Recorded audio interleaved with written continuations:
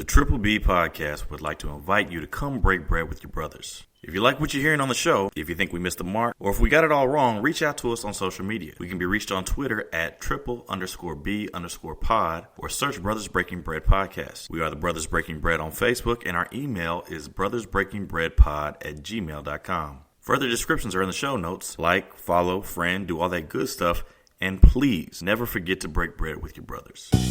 How y'all doing? We out here, chilling in the spot. What up? How y'all doing? We out here, chilling in the spot. What up? How y'all doing? We out here, chilling in the spot. How y'all doing? We out here, chilling in the spot. What up? Hey, what's going on, y'all? Brothers Breaking Bread Podcast in the house. Hey. We're having a little hot back. It'll be good. Yeah, let's make it happen. Let's not just talk about it. This is a beautiful thing, man. Just all this blackness, and we all just getting together, we playing dominoes, we eating, we drinking. And, you know, food is always just the extra, man. They deprive these people of their basic human rights. You know, and we call ourselves Americans. We're supposed to be above all this. They'll fake the crisis. They'll make it seem way out of proportion. We brothers, we breaking bread. How y'all doing? We out here, chilling in the spot. What up? Trying to hold it all together, man. Life is moving fast right now, man. So it's good to have everybody come through. I love that, man. I love it a lot. More than I could say to you guys. Activism begins with a very important question. Why not me? Why not you? Or why not us? My dad named me after Angela Davis, a scholar and activist most known for her work with the Black Panther Party. My dad is a bullhorn-toting, large banner-waving protester. As the child of a protester, I grew up singing, "Power to the people, the people's power." All power to the people meant serving on a committee developed to address police brutality in my hometown. It meant running a computer lab so people like me had access to technology. It meant tutoring Black high school students to make sure they got into college. We have a long history of overcoming in the face of unprecedented obstacles. Our activism is as important now as it was with Nat or Harriet, Assata or Martin, Jesse or Dorothy. Our brighter future depends on it.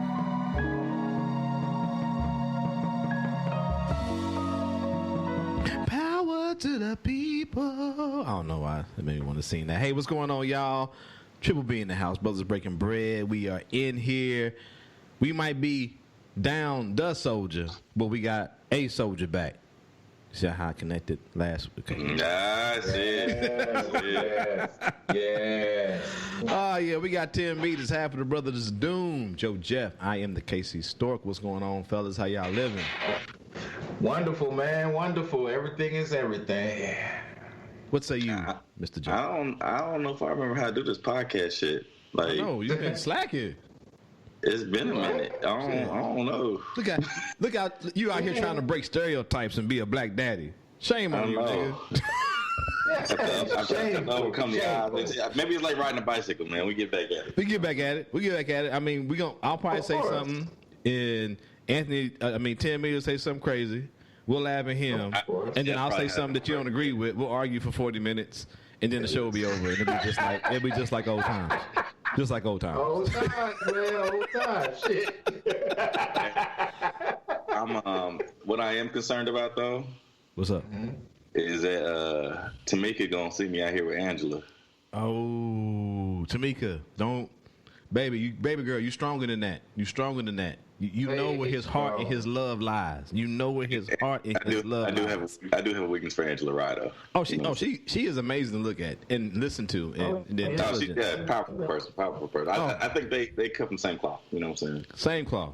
I mean, could you can have one fanning you and one feeding you grapes, bro. I mean, we probably never see you again. I know we wouldn't see you again ever. Yeah, I think I'd be done with the podcast. It'd be the farewell episode. He like, fellas, I'm out. All right, let's do this check-in. We can get going on this beautiful midday. Even though the sun is shining, it's still a little chilly out. But hey, we gonna make it happen. Hey, what's going on, T? How you living, bro? Shoot, I'm living good, man. Everything is everything. Like I said, it's one day at a time, one step at a time. Like I said, as many episodes before, I've been mentioning a little bit about mental health. And you know what? I had an epiphany, man. And I was thinking other people may benefit from, just expressing their mental health and everything like that. So I reached out to like a colleague of mine who was having difficult times and things like that, and kind of like invited him in and things. And I don't necessarily want to get him on the show per se, because I don't think he will have the same views as we have. As far as the show is concerned, it may be for an interesting interesting episode, but. We'll save that for another time, but just reaching out to people, and it made me feel better, about myself. So, like I said, I'm taking it one day at a time, one step at a time, and trying to get through this this difficult time in my life and everything like that. Good shit, man. Good shit. As always, man. Keep sharing, and what you don't want to share, you don't want to share. But I think it's very powerful. When people come in, listen to the show, and hearing about black men talking about their mental health with each other, man, I think it's something that needs to happen a lot more. Oh, most definitely. I think it's more therapeutic for me when I could just get it out, man, because then I could look back at it and say, hey, I see you was at this down period or whatnot, and so I can take that period and learn from it, what things I like and what things not to do, and things, and so on and so forth. Correct. Joe, I mean, man, you here? How you been, sir? Good seeing your face. Yeah. I mean, we had so I was transporting kids to and from, Dallas, and drop off point in Tulsa. And so, last week I was doing that while the guys were recording. They did an excellent episode without me. I was jealous. So I was like, damn, they don't even need a nigga. Oh, you stop it. You fucking stop it, sir. Right there. They did an awesome job. And then the week before that, I was picking them up, so we didn't record. So it's been about 3 weeks or something for me. You know what I'm saying? Yes, sir. So I gotta get my sea legs back at me. You know what I'm saying? So, but it was awesome, man. I had the kids for a week. It had been a very long time. So we just had a good time. I was able to work from home and just hang out with the kids and cook and ride bikes and just be a dad, you know what I'm saying? So it had been a while. I think I'm going to get another chance to do that around Easter. Okay. So hopefully things start to look up on that front. And so, I mean, I had a good time, man. Had a real good time.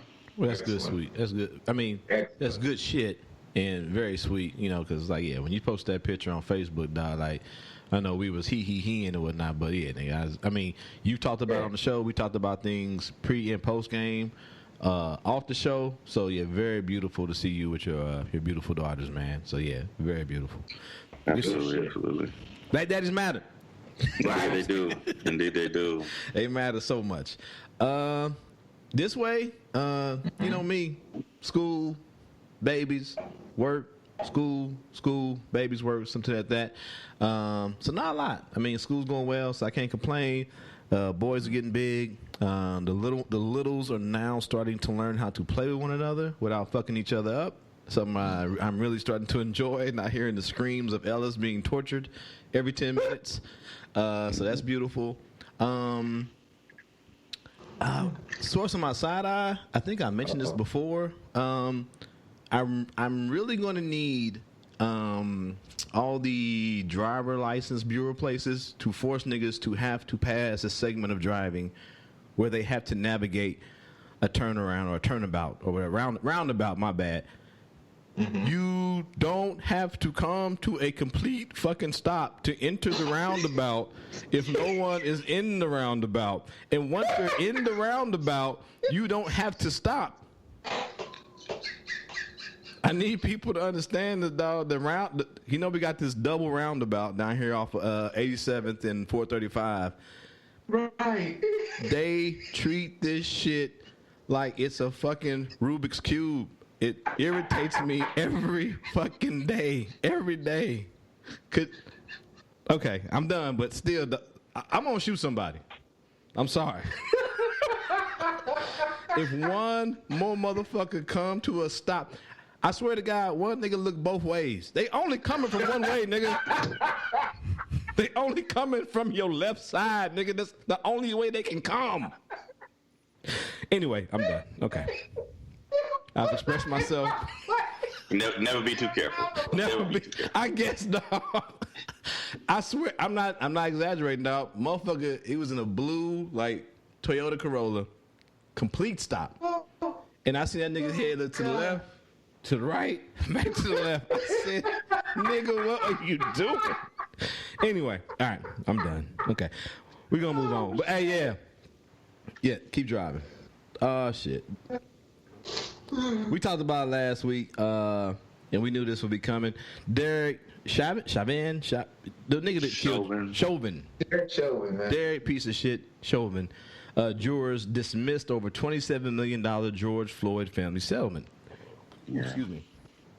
And we talked about this might being a problem. Either way, right? Because once again, you would either have to been on the moon for the past year and a half, or in a coma.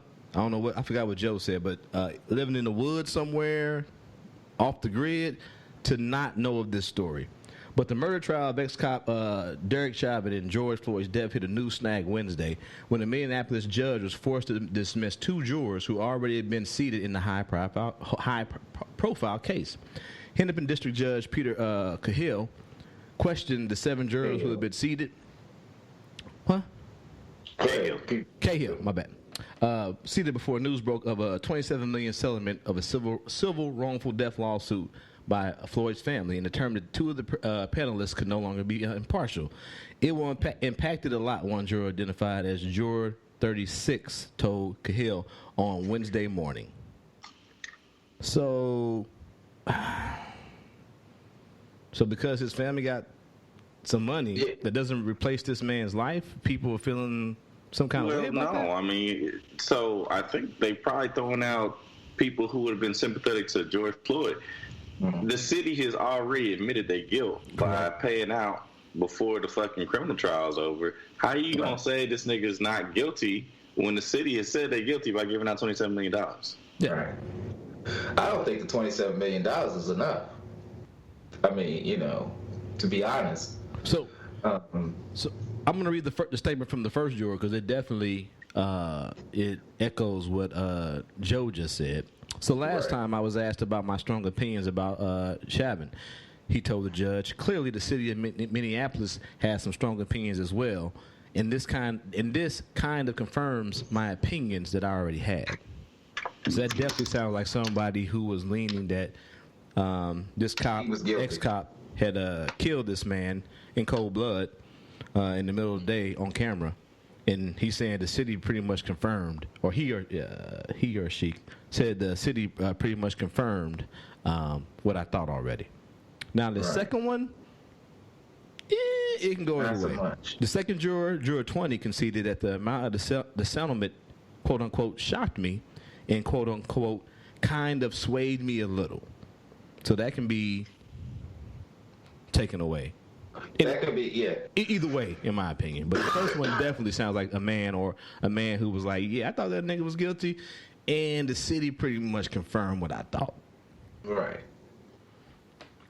So we'll keep looking at this, but it's definitely going to be hard to find an impartial juror, especially with all that has happened and transpired over the last year. Not with just George Floyd, but all the news we've been bombarded with these cops somewhat being held accountable for their actions.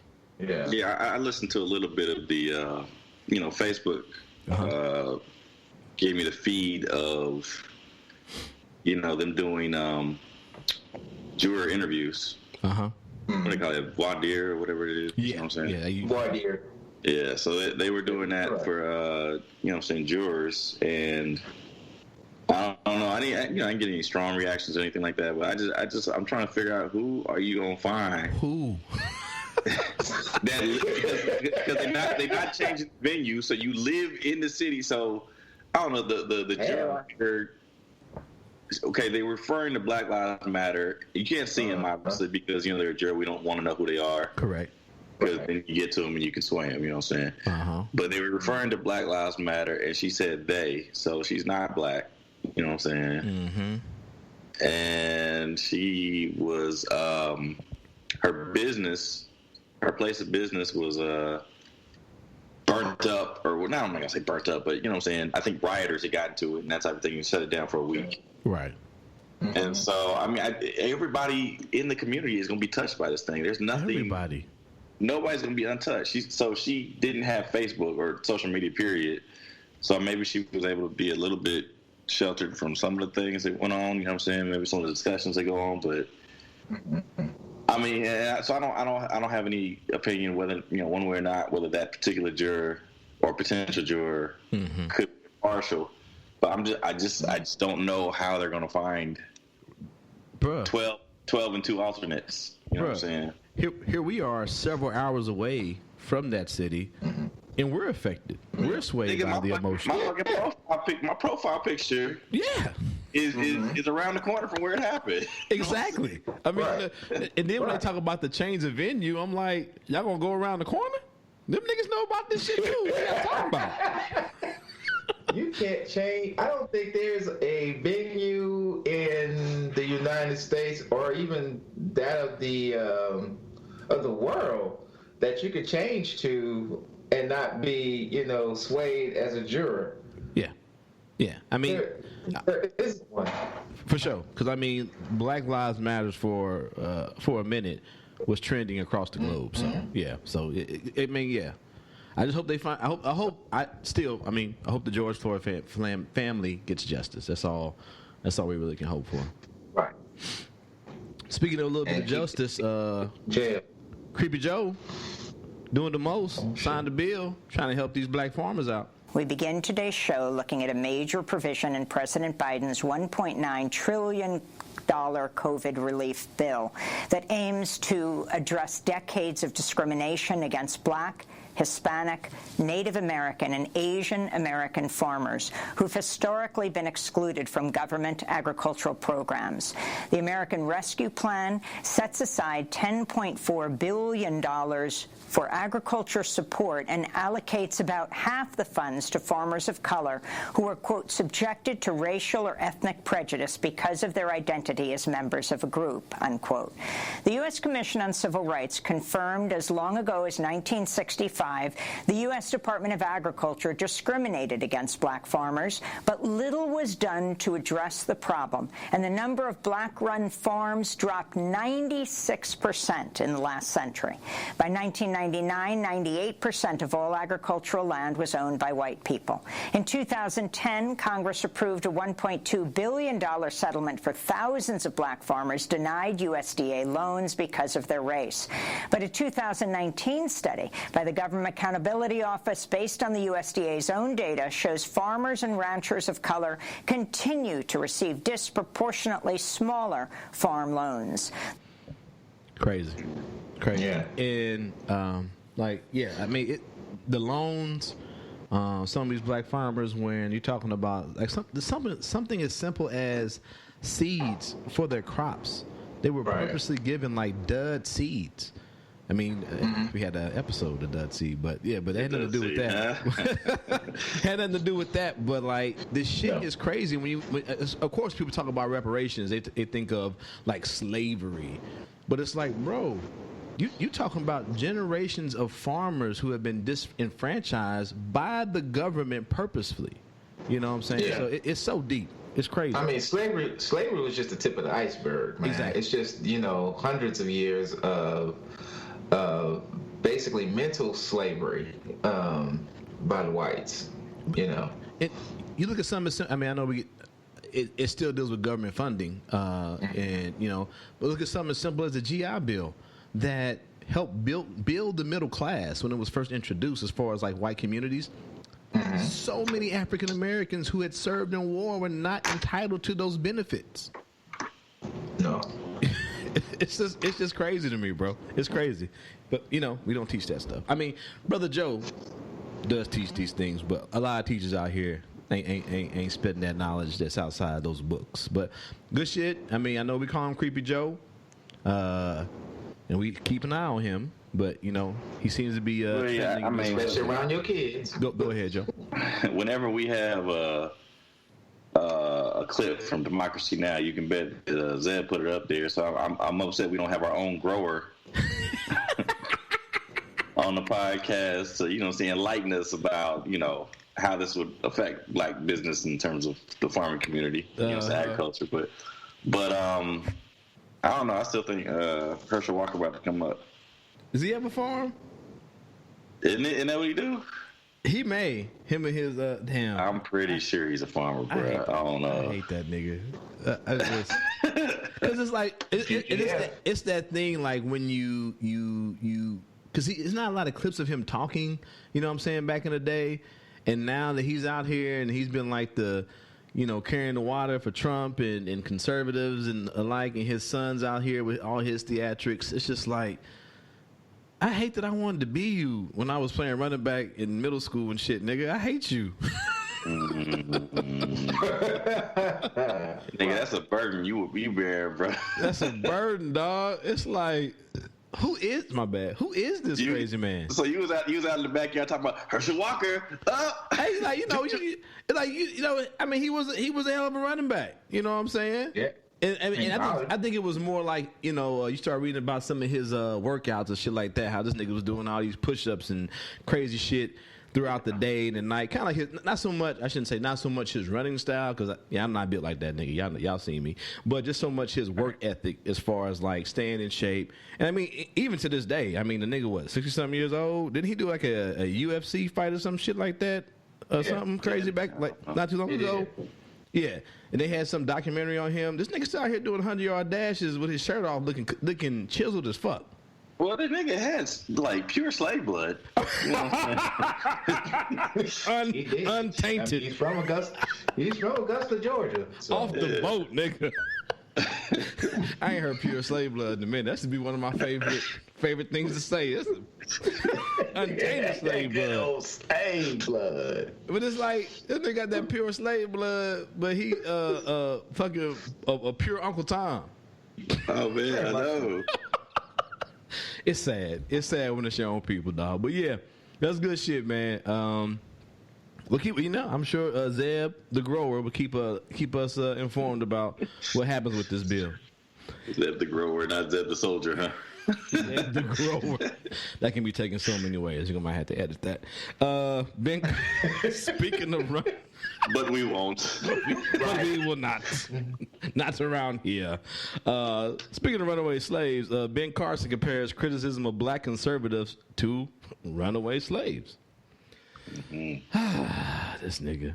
The former Secretary of Housing and Urban Development, who served from 2017 to 2021, is the latest guest on the podcast Out Loud with Gianno Caldwell. The episode, uploaded on Monday, features the two conservative black men discussing the perception of black Republicans. Y'all niggas some sellouts.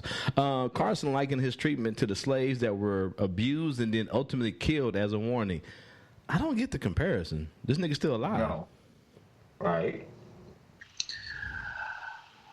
They've been running that fucking, that talking point forever. Talking about, the Democrats was a slave plantation. They want you guys subservient. They want you on your handouts and your rations. You know what I'm saying? On the socialist diet that they give you, and we breaking away from the Democrats because of course the Democrats were the Confederates, the you know what I'm saying, the aristocracy, the plantation owners, planter class, while we on that. And so, we breaking away from it. We are going off on our own and thinking for ourselves, and that's what they've been running for a long time. But the difference is, when you ran away, it would be the white man who would chase you down if you was a runaway slave. Say what? Right. It wouldn't be the slave. No, that was not at all. That's Black people don't fuck with. Look, if we the slaves on the plantation, nigga, we really don't fuck with you. I'd be cheering for you if you ran away as a runaway slave. Hey, get me. Look at that nigga go. Nigga, follow the drinking gourd, nigga. You know what I'm saying? Hey, he gone on the glory. Hey, they said being left last night. He made it up north. He got his freedoms.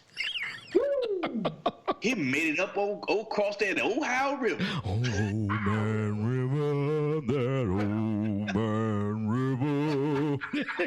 That dog named nigga. Yeah. And so, hold on. He continues to say, just remember that this is not anything that's any different than many, many years ago during slavery. If you ran away and you got caught, they didn't just kill you. They brought you back and tormented you in front of everyone else so that you would get the lesson. Do not run away. The retired neurosurgeon said, nigga, what? What? What are you comparing it to? I mean, I get that, but that's what I'm saying, though. It would have been the white folks. Now, if white Democrats is doing that to you, okay, I hear you. I feel you. All I'm getting but black niggas are the ones cooking your ass, man. You know what I'm saying? We don't fuck with you. Yeah, because you out here on that bullshit. You out here promoting an agenda that is affecting the black community, but now you want to come back and be accepted? Like, no, nigga. Sorry. No, you can't be accepted, especially when you was down in us. Hell, why would we don't forget that shit. Okay. Yeah, I don't know, bro. It's crazy. Anyway, we know it. I mean, fuck that nigga. All I gotta say is this: you're a neurosurgeon, and they didn't put you on the task force for the COVID vaccine, nigga. Take that as you will, nigga. Right. They said, oh, here's a department that has urban in it. You're black. You can head that up. Shit. But niggas who are really being fucked with by the authorities, black newspaper delivery driver detained after Pierce County Sheriff claims, then recants threat to life. I mean, I post this on Facebook. I mean, of course, you know how me and Joe do. We make jokes about it. But this is... I didn't read the story, nigga. I saw the headline, and I was like, I said they probably the police officer probably pulled his ass over because this nigga is a newspaper truck driver, and he don't believe those things still exist. Hey, so this man was on his daily, as he put in the news article, his daily route delivering the papers. Right. And what cracks me up is, so you're the sheriff.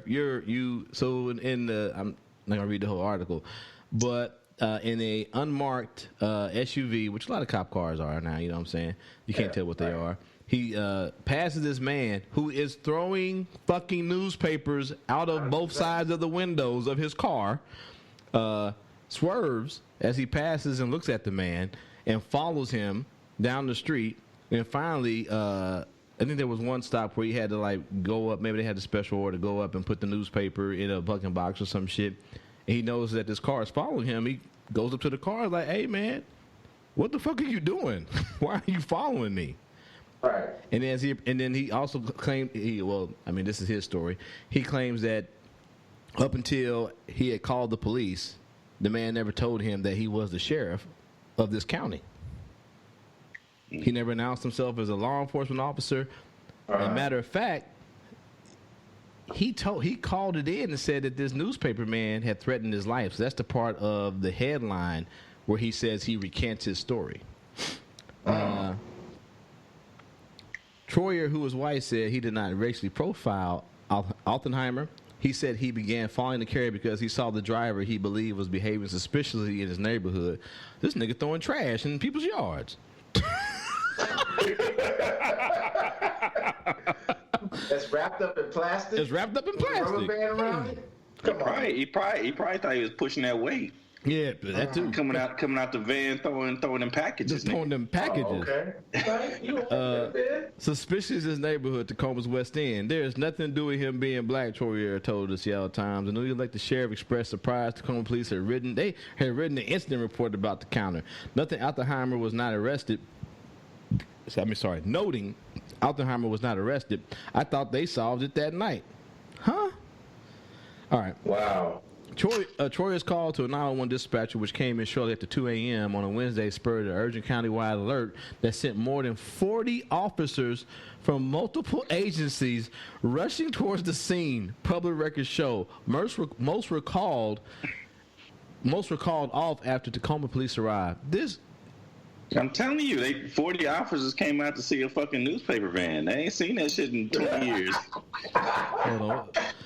They got some audio here, I guess. Oh, not gonna believe this. We're not doing these ads. Oh, I got to get out there and see this shit. Like, oh, they throwing newspapers Still? in the new millennium. Niggas just don't get on their phone.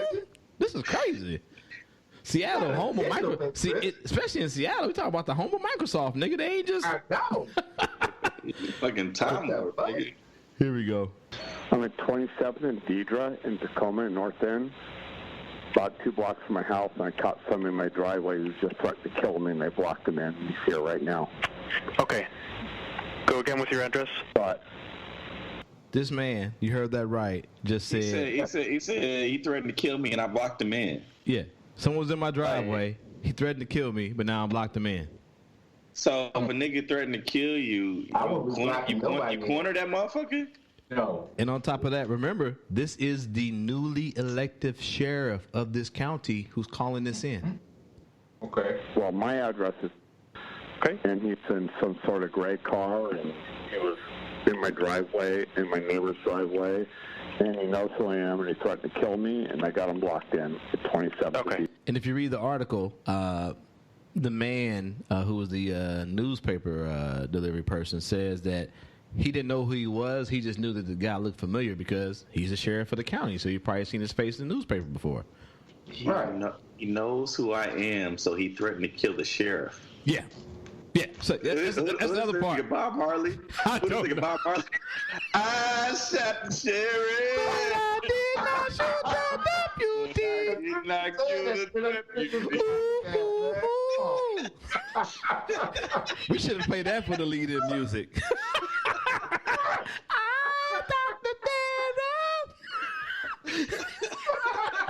Hold on, we keep playing. I think it's played as.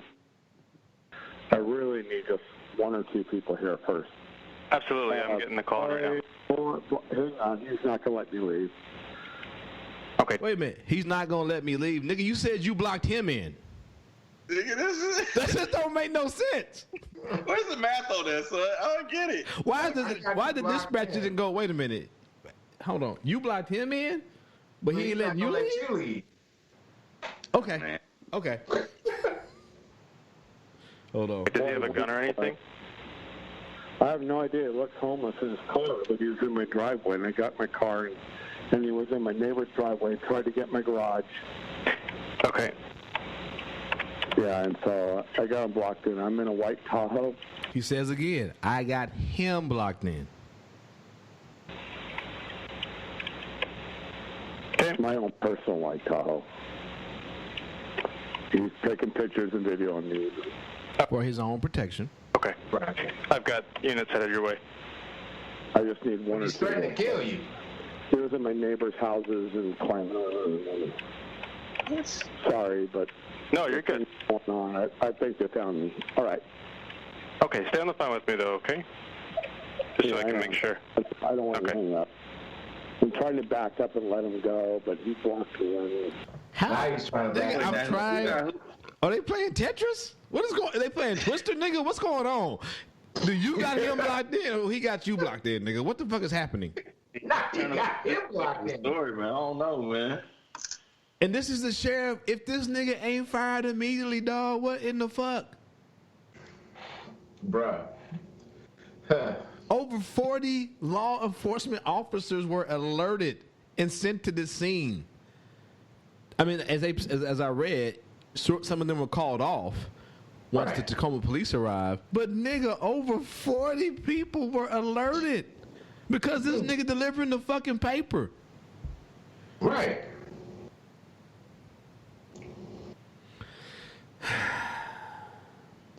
Niggas can't have jobs no more. Can't have jobs, nigga. We gotta be on the fucking plantation so they can keep an eye on us. It wasn't in this news article. I'm trying to find it. But the other one that I think I put in the chat group. I think this one I had to look for because, you know, all the other shit comes up Apple News, which sometimes doesn't transcribe real well for us in our show notes. But, he said, I can't be racist. I got a black wife. Oh, you racist, motherfucker. I don't give a fuck what you say. You racist. And Thomas Jefferson got biracial kids, nigga. What that mean? Exactly. Anyway, dog. Racist motherfuckers on earth. Hey, niggas, get unemployment, get that stimmy because you can't have your job either. Sorry. No, you can't work. No. You can't feed your kids. You're not allowed. Where there should have been more police called to, a family stimulus check argument led to Indianapolis quadruple murder. Quadruple, y'all. Out in Indiana. Her family said, that is a name. Genetrius Moore worked hard at a beauty supply shop to support herself and two little girls and appreciated the most recent $1,400 stimulus check issued to help Americans recover from the COVID-19 pandemic. The father of her youngest baby, Malik Halfacre, thought he should get half. Wait a minute. Yeah, you said it right. You said it right. I know, but Halfacre thought he should get half. Anyway, according to Moore's relatives, he wanted some of Genetrius' tax money, stimulus money, said Wendy Johnson, the cousin who heard Genetrius' account of what led up to a quadruple murder at an Indianapolis home Saturday night. Johnson said she was told that the day before the shooting, Halfacre told Moore he wanted half of her money. She said, no, you don't deserve any of this. I work, I take care of our child. You don't do anything, Johnson recalled. After he insisted, Johnson Moore relented, offering $450, but that wasn't enough. Johnson said Halfacre vowed to get that money. This nigga killed them babies. The family identified the dead as Moore's, this is crazy, bro, Moore's 7-year-old daughter, Eve Moore, her brother, 23-year-old Daquan Moore, her mother, goddamn, 44-year-old Tamika Brown, and her cousin, 35-year-old Anthony Johnson. Malik came back in the house asking, where's the money? And Johnson, repeating the account Genetrius told her. Hey, y'all, don't be out here shooting people with no goddamn stimulus money. Don't do it. First off, man. Over any money. You know what I'm saying? No, it's not even that fucking serious, especially man. Family. Especially, I mean, I know for sure there are two brothers on this show who could talk about the pain of dealing with difficult family situations. Mm-hmm. And we ain't way more difficult than this shit. Right. And we ain't murking no people. Mm-mm. This is crazy, bro. This is crazy. Seven. I mean, I get the other people who are old. That's sad too. But there's a dead 7-year-old girl because this nigga wanted half of $1,400. And he didn't deserve. I mean, if he was taking care of his kids, I understand. No, I don't even understand that. Because if he was taking care of his kids, he'll get his own $1,400. Even if you ain't getting no money. Even if you ain't getting no money, take that shit to trial, or just take the L, nigga. You don't kill no babies. Yeah, no. Anyway, yeah. Piece of shit. I guess this is a killing episode because, we're gonna keep it going. Father ambushed and shot 9 times. New ex-wife sent teen hitman. And authorities said, yeah, nigga, you right. Shit. The last time Baron Lee was able to leave home without getting anxious was the morning of July 10th, 2020. Seconds later, he was struck by 9 bullets in an ambush shooting in the parking lot of his Bellevue, Washington apartment. There's a lot going on in Washington. You got the police not letting niggas deliver papers, and you got wives sending teenage niggas to kill their husbands. I'm not moving to Washington ever. Lee, who was on his way to work at a Toyota dealership in nearby Buren, recalls the shooting like it was yesterday. Speaking with people, the devoted father remembers hearing the loud crack. He thought it was a firecracker, and then he turned around to see a scrawny teenager he didn't recognize aiming the pistol right at him. The boy said nothing before firing 8 more rounds.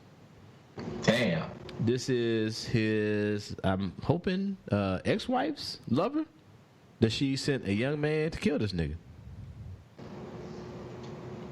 I don't know what's going on in the world. I don't know what's in the water, but come on, y'all. Damn. She sent a boy to do a man's job. Oh, shit. Hold on. Let me just write this down. I hate you, Joe. I see Roger over there taking notes.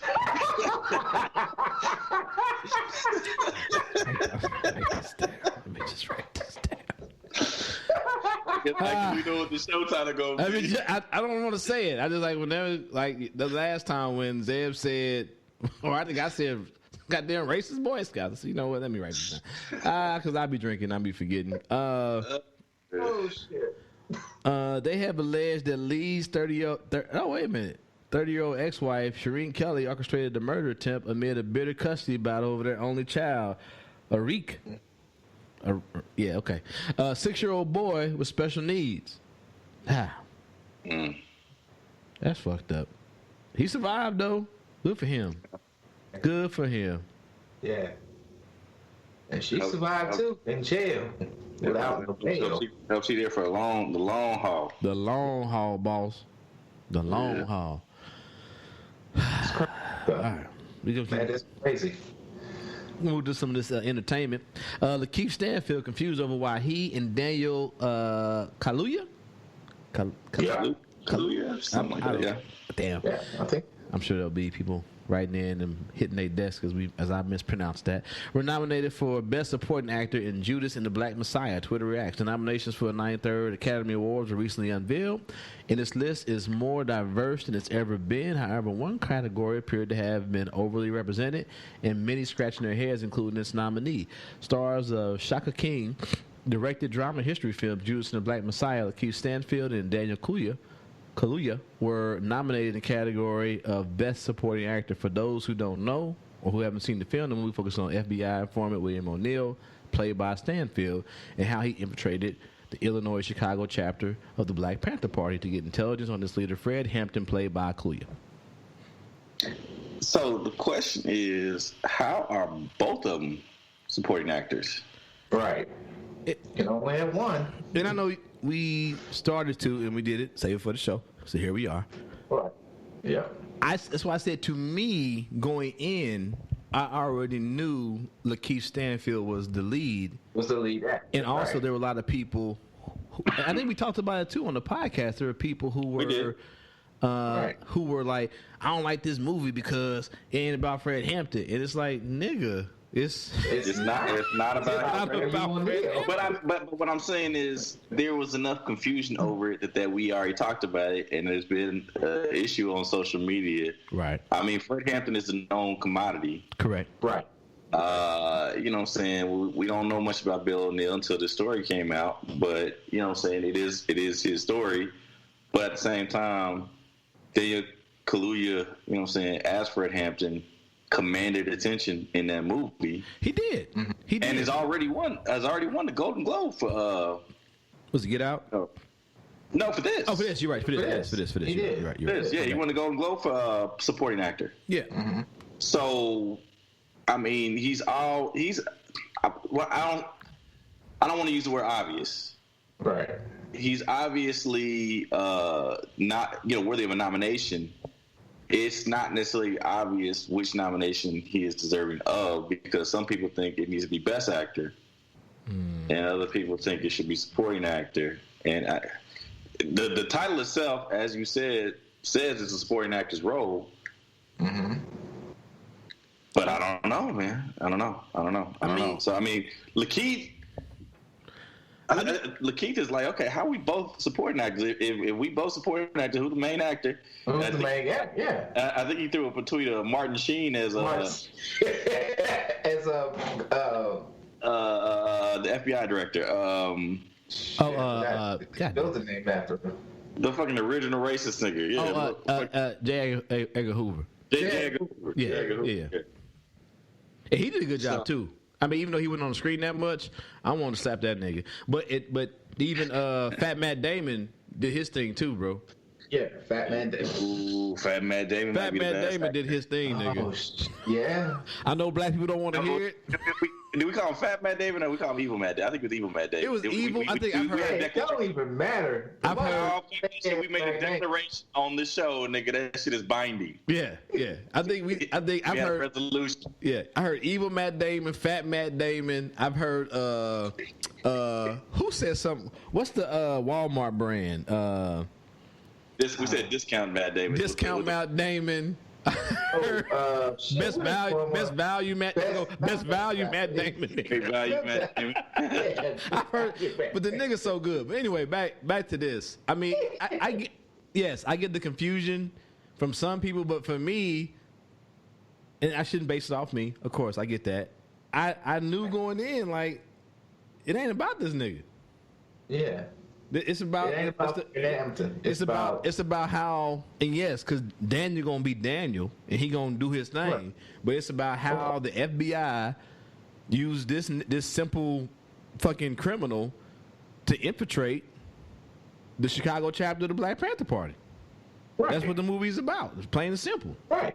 You know what I'm saying? So if Lakeith didn't do, and Lakeith did a good job, but I think it's one of those things where you're playing a character that we're not supposed to like.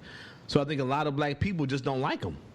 You know what I'm saying? Right. Like I've heard a lot of black people say, even though Denzel won the award for Training Day, they don't like that movie because Denzel's playing a bad guy. Right. I've heard that. Even though I'm like, but you like American Gangster and he's not playing the good guy in that movie. Yeah, I like that. He's an evil guy in that movie too. This nigga killing his own people in broad daylight, nigga. Come on. Right. So yeah, whatever. I loved it. Whatever. But yeah, definitely. But that's what I liked about Lakeith's role in that thing, because I mean, I didn't think of him as evil. Oh, I didn't either. I'm just saying what I've heard. Yeah, he was caught up, and I think he was definitely conflicted, and he wanted to see Fred Hampton do well and succeed, but he also was about self-preservation. Right. Oh yeah, you see the struggle, and that's why he does a beautiful job. You see the struggle he has as the movie goes forth. Like this nigga, like he's like, the rhetoric y'all saying about him being evil and not good for America and all this shit, not good for black people, ain't true. You can see him starting to have that struggle with that. You can see it. He does a good job. But then what they do, they just offer the nigga more money, and he go, oh, okay. You know what I'm saying? So it's like, yeah, like he does a good job of playing that duality of self-preservation, but also still concerned about the plight of black people in America. I mean, he does a good job with that, I think. A beautiful the one good thing that came out of this is the Bible reference, actually, for me. Mm-hmm. Toward the end, where he got his, 30 pieces of silver and his plotter's land. Yeah. So, yeah, because, I mean, they offered him, this enormous amount of money, and then they gave him a business, his own business, at the end. And I don't remember that. Okay. Yeah, it was like, you got this gas. This is a keys to a gas station or something like that. Yeah, they try to pay him off. You now own this. They gave him a little money. I don't remember exactly, but they gave him a little money and they do give him a business. They offer him a business. I don't know if he takes it, but they do here's the keys to this gas station. I do remember that for sure. And then for me though, it's something like us being black men, us being red black men, who have dug deeper into these. No, I'm not saying just in general. Hear me out. Into these institutions, as far as the FBI, getting to see the evil of the FBI and how they just set up forth on a mission to make any organization that wasn't about the putting white people first Any organization that was about teaching black people about where they came from, about how proud they can be, how to defend themselves, they made them tried to make them evil. Seeing that played out on a big major screen, I love that. I love that. Yeah. So I mean, it was. Yeah, I definitely, like I said, I agree with you on that story because. Now I lost my train of thought, but yeah, everything that you said, man, I agree with. Okay. I'm playing a little devil's advocate. I'm playing devil's advocate. I know you. You always do. So that's how the show go longer. So I'm not sure that is about racism. Explain. Okay. They were pushing a socialist agenda. The Black Panthers would read. They would hand out the Communist Manifesto. And like, you know, Mao Zedong was like an icon for them. You know what I'm saying? No, I get that. And so what I'm saying to you is to make it simply about race, I think is disingenuous.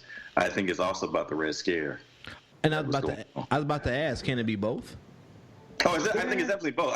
But I think if they are putting out the thesis statement of why they are targeting this group, they're going to lead with the communist, you know what I'm saying, impulse and intrusion into American politics. I think there's an undertone that they're going to leave out of the document. You know, you're right. No, I definitely agree that they use. But they were definitely overtly communist. No, I definitely agree that the government, communism, especially that era, blah blah. Even now to this day, communism. If they right-handed, they leave with the right. That's the communism, but the punch that's gonna get you is the little secret, because y'all niggas, y'all trying to uplift your own people. Mm-hmm. You know what I'm saying? Right. Well, I mean that was the overtone, but yeah, but you're right about that, Joe. That it was about. I think it was about socialism. Yeah, because if you think about it, you know, that is the very foundation of socialism, is to like bring about some sort of equal economic playing field. Is basically what socialism is. Everybody's on the same level or same playing field. It's nothing like capitalism where it's dog eat dog. You know?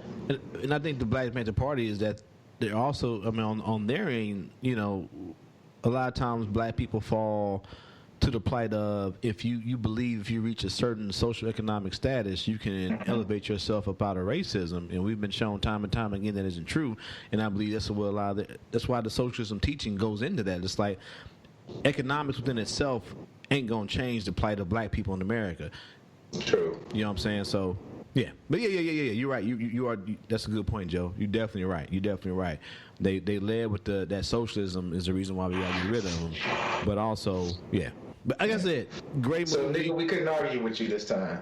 No, it's not even an argument. But we'll still go back to this. So, is it like clear that Lakeith is the lead? That's the question that needs to be answered. No, it's not, because we had an argument about this on a previous podcast. Yeah, so, argument. So, I mean, they're like co-leads. I can get co-leads, but I don't get supporting. That doesn't make sense. If you go with that, no, I can definitely agree with that. I definitely can agree with that. I don't know. I guess to me, I defer to who the movie's about. I think Fred Hampton is definitely the accoutrements to the sandwich, but the meat is supposed to be about William O'Neill and what he did to bring down the Black Panther Party in Chicago. Exactly. Yeah, I think I'm with the elder brother of Doom on this one. Okay. That I think the FBI planted both of these niggas in the category. He did say and make sure that neither of these niggas win this shit. Nigga, that's straight up FBI plant right there, nigga. Hey, that's what that's about. J. Edgar Hoover lives on, not only on the building name, nigga, but from his grave, nigga. Smiling in his motherfucking panties and bra, nigga. And then, no, we're not transphobic. That's not a transphobic joke. That nigga was a cross-dresser. It's a well-documented fact. It's factual. Watch the movie about J. Edgar. My nigga, damn it, Inception boy.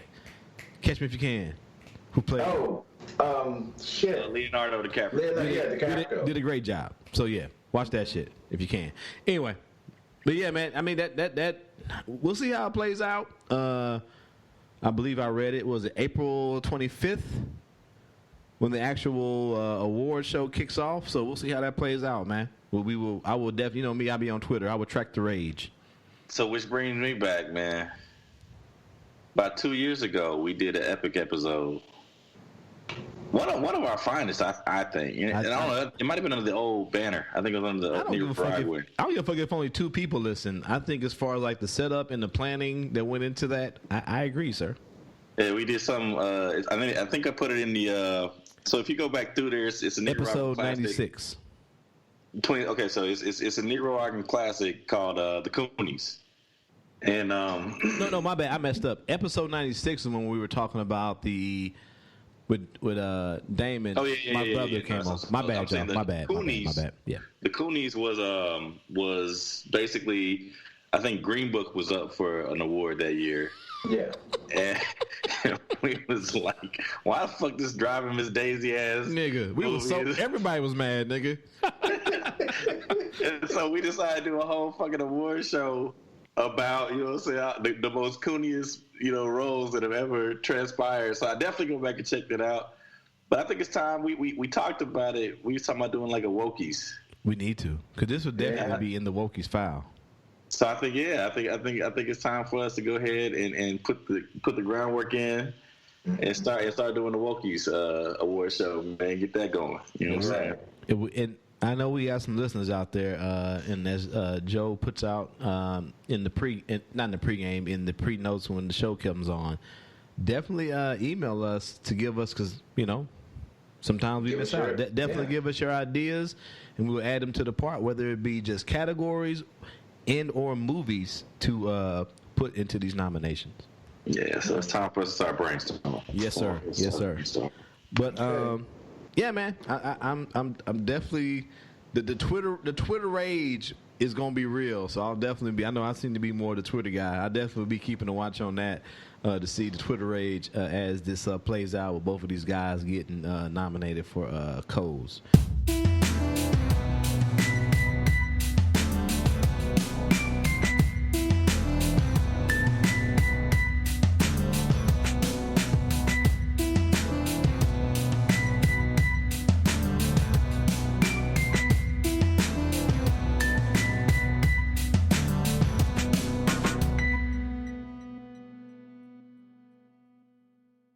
Break bread with your brothers whenever possible.